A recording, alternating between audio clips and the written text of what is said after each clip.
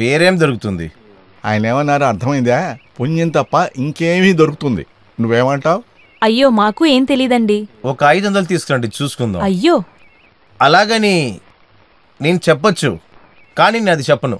అది ఆయన అడగరు. తర్వాత బాగా ఆలోచించి చెప్పు. సార్కి ఏం కావాలో నాతో చెప్తే కదా నా మనసులో ఏముందో తనకి చెప్పగలను. 5-6 ఆవులున్నాయి సార్. ఆ పాలు అమ్మే మేము బతుకుతున్నాం సార్. పాలను ఉంచుకో, పేడ నాకు ఇచ్చేయి. పేడలా? ఈ టైంలో ఈ చెట్లకి ఎరువు నేస్తే చూడ్డానికే చాలా అందంగా పెరుగుతాయి. అయ్యో పెడుగులు ఎన్నైనా ఇవ్వచ్చు. పోయి తీసుకురా. రఘుమాన్ సార్, అడిగి తీసుకునే అన్నిటినీ లంచమనే అంటారు. అయితే ఎరువు కూడా లంచమేమో. ఇప్పుడు సార్ నాకు ఒక విషయం బాగా అర్థమైంది. అవసరమైన రూట్లో అడగాల్సిన విధంగా అడిగితే ఎరువు కూడా దొరుకుతుంది. రఘుమాన్ సార్, ఇవాళ రిలీజ్ అయిన బుక్ అవును కావాలి. దానికోసమే చాలా చెప్పి వెయిట్ చేస్తున్నాను. కాసేపు ఇస్తావా? నేను చదువుకొని మళ్ళీ ఇచ్చేస్తాను నీకు. ప్లీజ్ కాస్త ఇస్తావా ప్లీజ్? నేను చదివి మళ్ళీ నీకు ఇచ్చేస్తాను ప్లీజ్.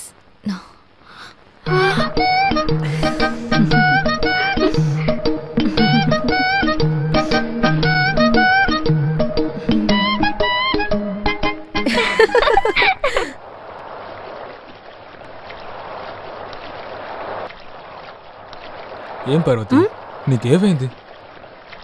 నాకెందుకో తెలియలేదు. ఇంతవరకు మీ దగ్గర మీతో మాట్లాడడానికి షేర్ చేసుకోవడానికి ఎలాంటి ఇబ్బంది లేదు. కానీ ఆ రోజు నా దగ్గర ఐ లవ్ యూ అని చెప్పిన తర్వాత దాని తర్వాత సేమ్ ఫీలింగ్. తినేటప్పుడు నా కంచులో నీ మొహం కనిపిస్తుంది. చేతులు కడుక్కుందని వెళ్తే నీటిలో నీ మొహం కనిపిస్తుంది. తర్వాత నా జీవితంలో దొరకలేంది ఒకటి మాత్రమే ఉంది, ప్రేమ. నా మనసులో నీ ప్రేమ నిండిపోయింది. కానీ డబ్బు విషయానికి వచ్చేటప్పటికి నా దగ్గర కొంచెం కూడా లేదు. దానికెందుకు ఇంత కష్టపడుతున్నారు? వయసు వేరు పెరుగుతుంది. ఇకపై నేను చిన్న బిజినెస్ మొదలుపెట్టాను. దానికన్నా ముందు ఒక చిన్న చోటు కొనాలి. అక్కడ చిన్న బిల్డింగ్ కట్టాలి. అప్పుడే కదా నన్ను తీసుకోలేగలను. కానీ వాటన్నిటికీ ఇప్పుడు కాస్త డబ్బులు కావాలి. దాన్ని అనుకుని ఇప్పుడు మీరు బాధపడకండి. అవసరమైన డబ్బు నేనిస్తాను. Thank you. ఏమైనా ఒక సినిమాకి వెళ్దామా? మీకు ఇంకేం చెప్పాలనిపించలేదా? ఉందే. త్వరగా వెళ్ళకపోతే షో హౌస్ఫుల్ అయిపోతుంది. వెళ్దామా?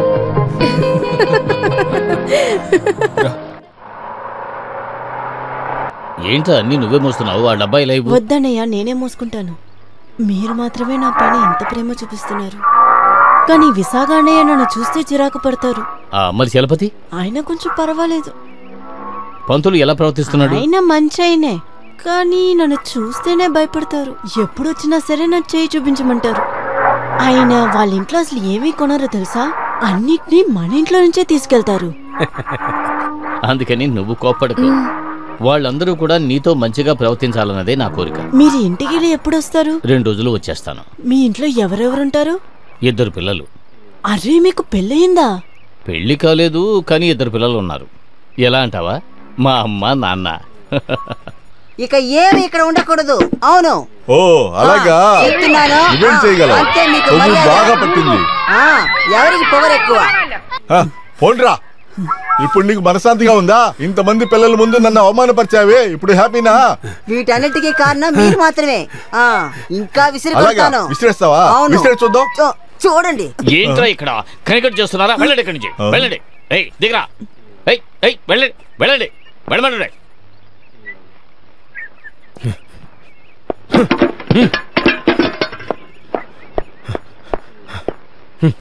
ఉదయాన్నే మీ రామాయణం మొదలు పెట్టేశారా?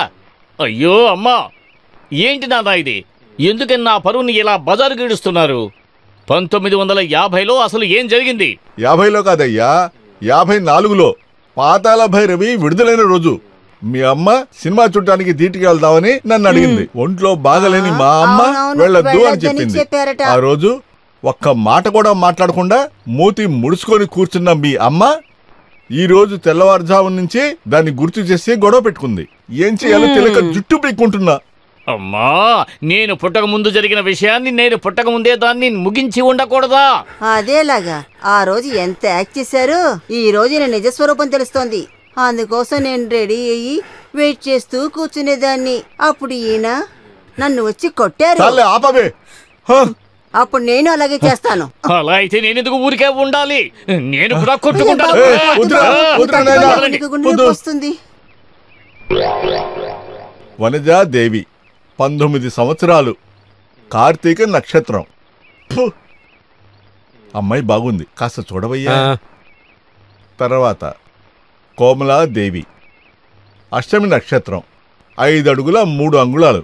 అయ్యో నాన్న, నాకిప్పుడు పెళ్ళే వద్దు. ఈ సంబంధాలన్నీ చూసేది మీ అమ్మే. తను ఒక కలగన్నదిట, నువ్వు ఒక అమ్మాయిని తీసుకుని పారిపోయావుట. అవును బాబు, నేను ఒక కల కన్నాను. మీరు కలలు కండానికి చాలా సమయం ఉంది. ఇక్కడ నాకు మనశ్శాంతి కరువైపోయింది. పిల్లని చూడాలట, పిల్లని. అలాగైతే నువ్వు ప్రమాణం చెయ్యి. ఇక తట్టుకోవడం నా వల్ల కాదు. ఏంటా ప్రమాణం? నువ్వు ఎప్పుడు పెళ్లి చేసుకోవాలనుకున్నా ఆ అమ్మాయిని ఖచ్చితంగా మేమే ఎన్నుకుంటాం. ఒప్పుకోవచ్చు కదా, ఎందుకు చిరాకు పడతావు? ఎందుకు చిరాకు పడుతున్నాడా?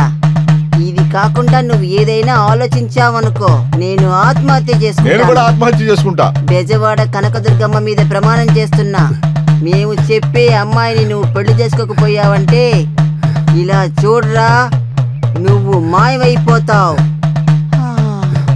నువ్వు మాయమైపోతావు. ఆహా, పంతులు ఏంటి ఈ వేషం? కానీ అది కూడా బానే ఉందిలే. మా గ్రేట్ గ్రాండ్ ఫాదర్ జమీన్గా ఉండేవాడు, నారాయణ అయ్యర్. ఆయన డ్రెస్సే ఇది. స్టడీ ఉండ్రా. మీ తాతగారి డ్రెస్ వేసుకుంటే మీకు నవ్వు రాదా? కెమెరా ముందు నవ్వడం నాకు కొంచెం కష్టంగానే ఉంటుంది. సరే, మేము ఈ నెల అద్దె మేము కట్టబోతున్నామని మనసులో అనుకోండి. దానికి అర్థం మేము ఇచ్చేసామని అనుకోండి. తీరా తీరా తొందర తీరు. సరే, మనం కూడా తీసుకున్నదా? కొంచెం అవును, వాడెక్కడ? వాడి పిలు. ఏయ్, త్వరగా రారా. ఇదిగో వస్తున్నా వస్తున్నా. రారా తొందరగా. రారా. రండి, కొంచెం జరిగి. రేయ్, నువ్వెందుకు నుంచున్నా ఇక్కడ? పక్క వెళ్ళి. ఉండు, ఈ రోజు అలా చూడకూడదు. ఎందుకంటే ఈ రోజు పంతులు బర్త్డే. జీవితంలో ఎప్పుడూ ఖర్చు పెట్టని పంతులు మనకు కొనిచ్చినట్టుగానే తనకు కూడా కొత్త డ్రెస్సు కొన్నాడు. నువ్వు కూడా వచ్చి నిలబడరా. రే చేతిరా. నువ్వు తీవయ్య. Thank you. 2 రోజులు ప్రింట్ ఇచ్చేస్తాను. మన ప్లాన్ ఏంటి పంతులు? సెలబ్రేషన్ ఎలా స్టార్ట్ చేయబోతున్నాం? మనం నేరుగా గరడి తోపుకి వెళదాము. మధ్యాహ్నం వరకు అక్కడే ఉందాం. అక్కడి నుంచి రాత్రి 10 గంటల వరకు ప్రోగ్రామ్ నేను రెడీ చేశాను. మీరు నాతో పాటే ఉంటే చాలు. సెలబ్రేషన్ కావాల్సింది ఉంది కదా, లేదని చెప్పకూడదు. అన్నీ ఉన్నాయి. రామా,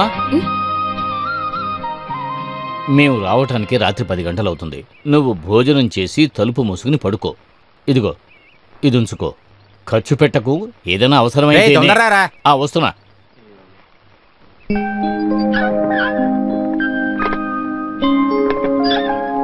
చంద్రమౌళి ప్లీజ్ చెప్పు.